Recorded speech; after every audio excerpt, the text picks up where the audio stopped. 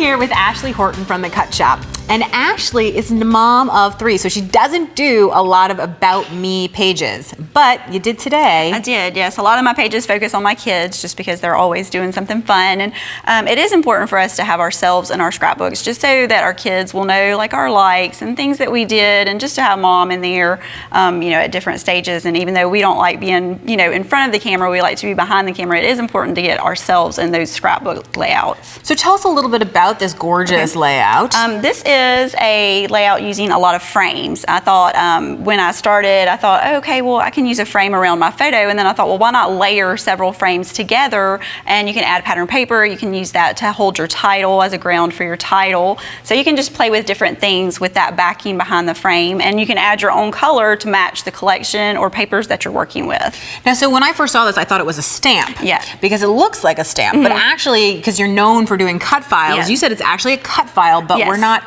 totally cutting, we're actually drawing. We're drawing, yes. We're going to use a pen tool and we're going to draw the design, and then we're going to cut it out. Yes, with a little bit of margin, just so you have that look that you're going to create there. So right here, of course, are the cut files that you designed, right? And so we just took those and we scanned those into the machine. And if you look on the screen, you can see that I have it all pulled up here, ready to go. So I'm going to go ahead and I'm going to just load up my pen tool into here. And I know you are using black, which is a good we want to load our basic. pen tool first, yes, because we're going to draw the image first. And I like to use the black just because I'm going to add my own color with some paint and some spray mist. Black is always a good basic. I like to wear black. It goes with everything. I like a contrast, and the black adds a great contrast to your pages.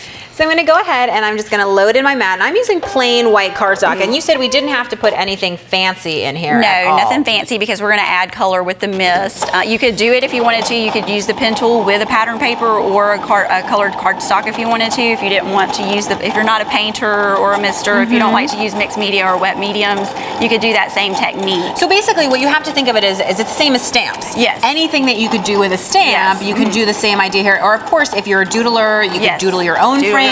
You can use, there are stencils that are frames. There are lots of different ways to get this kind of look. Because if you like to draw, you could actually draw your own background using a pen if you wanted to. So that would be a fun idea. I'm not good at drawing directly on the paper, so this is a safe bet for me. Well, because you know, it's funny, but you do create a lot of your designs on the computer, and some people just are better at computers, some people are better at regular, you know, pen and ink, and some people can do it all, and I'm jealous of those people, you know what I mean? Yeah, some people are like, their artsy is like way more level than mine. So. It's amazing. And again, of course, if you wanted it, I noticed that we have it cut out here in 2 different sizes, so you could make a whole range of sizes. Yeah, you could do it, you know, smaller sizes, bigger sizes, however. Exactly, because I have a super big one here, which is fine, because what I'm going to do now is I'm going to go ahead and I'm taking the pen out and I'm going to put my blade in, because now I know you said we need to cut it with a margin. So I'm going to go ahead and set up my machine to cut this with a little bit of a margin around it. And why are you adding that margin? Why is that important visually? I just like to have it because it adds a break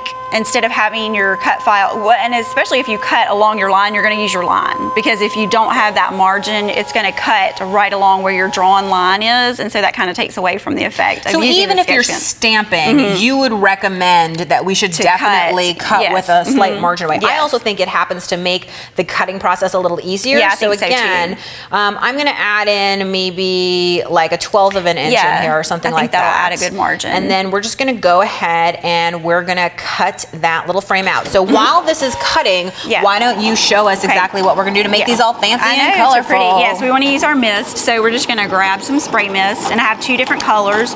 We want to shake it and make sure that it's, you know, I can hear the ball rattling in there, which keeps that nice and mixed. Yes, and so we're just going to spray, and when we spray these, they're actually going to curl up. You'll see here, this one's already curling, but that's not going to be a problem because it's like magic. They're going to actually flatten themselves out. And they will go back to a flat stage. So we're just going to spray both of those. It's alive. It is. And it's moving around on you. And here, I even have one more for you. This is the one that we just cut. And look how cool it is. Yeah, we can just move those, and we can also spray that one.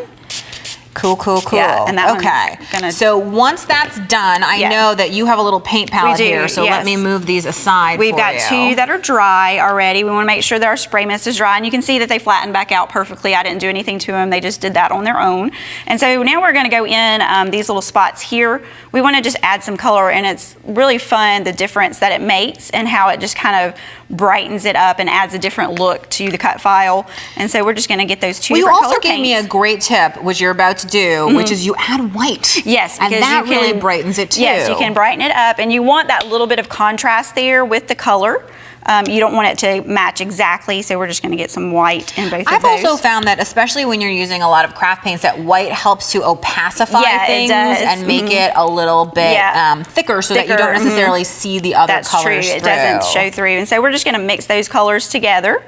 And if you want to do this one. Yes, I do. I love to paint. And I see you have two brushes. Yeah, we'll turn this so way. that we're not. Yeah, you're not having to use do two your different color. brushes. Yeah, exactly. And it doesn't matter if it's kind of globby on your brush, because you're just going to get that color on there. And you just want to add it to those kind of little half circle spaces. Now, actually, I noticed that you've coordinated so that I'm making a huge mess. It's okay. Messes are good. I'm using sort of red and orange with an orange one, and you're using the green with the blue. Now, why did you do that instead of making it the opposite? I like the tone-on-tone look, and I didn't want the colors to contrast on the files, but I wanted them to contrast on the page, so that's why I used the different colors on the frames.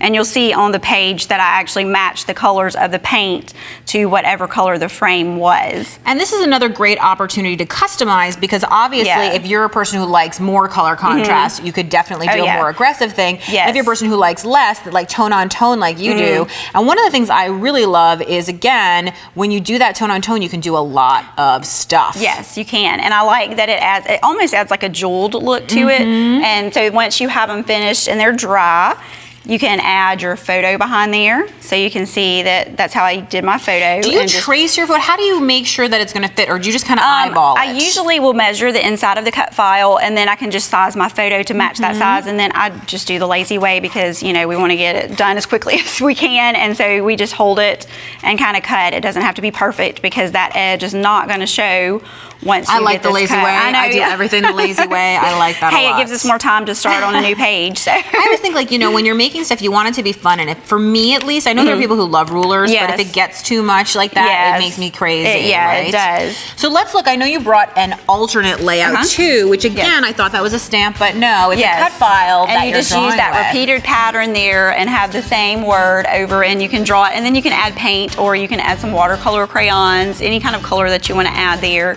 You could mist over that whole background, and that would add some color to it also. Super cool idea. I love these About Me pages. Thank you.